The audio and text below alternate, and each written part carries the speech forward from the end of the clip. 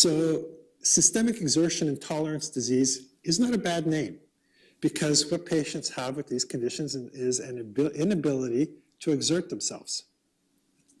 And why disease?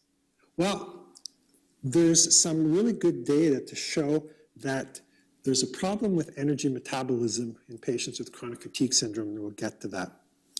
But one of the things that patients hate to hear from their doctors or family and friends is, if you say, yeah, I'm really fatigued, and somebody will say, yeah, I get tired too. The kind of fatigue that you get with chronic fatigue syndrome is not only quantitatively different, it's qualitatively different.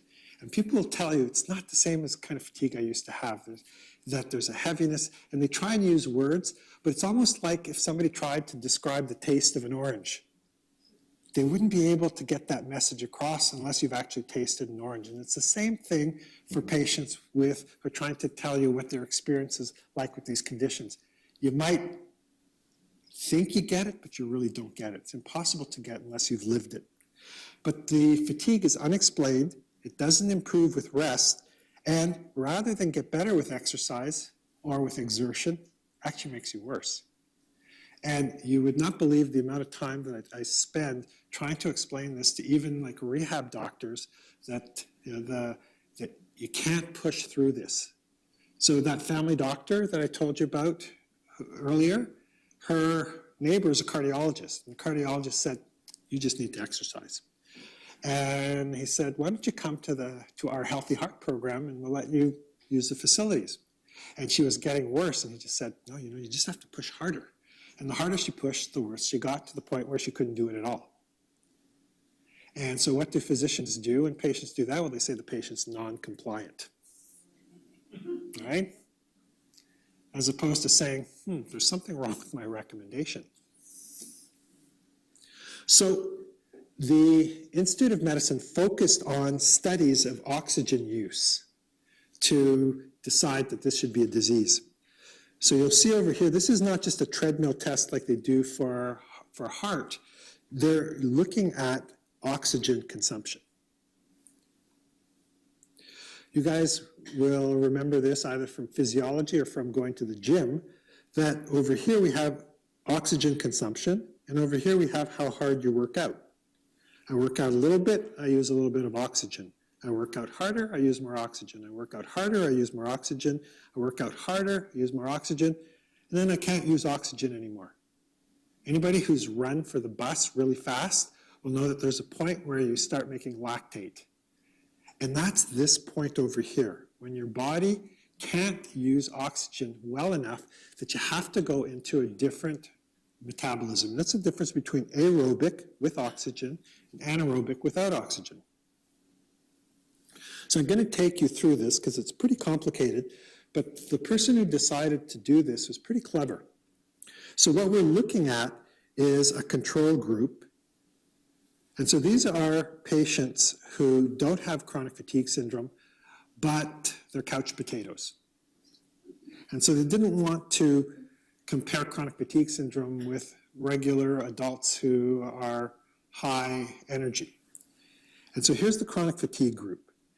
The thing that was clever is that they not only tested them on the first day, but they tested them the next day. Because all the studies before that only tested the first day. But you guys know that when do you get worse with this condition? It's on the second day. That's why it's called post-exertional malaise. So let's look at day one. So over here we have, I work out this hard, and I use this much oxygen. So that's the regular people. You can see that they work out harder and they use more oxygen. And this just tells you that these patients are deconditioned. Because if we had Olympic athletes over here, they would work out this hard and they would use this much oxygen. And so this is just a marker of being deconditioned, nothing surprising. But let's look on the second day. This is the post-exertional malaise day. The control group is essentially unchanged.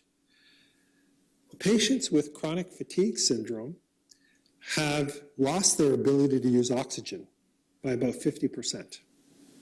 So you know that feeling that you get when you run for the bus and you go into lactate production?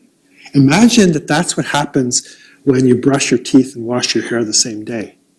And that it doesn't stop when you stop running for the bus, but it actually continues beyond into the rest of your activity for a day or more.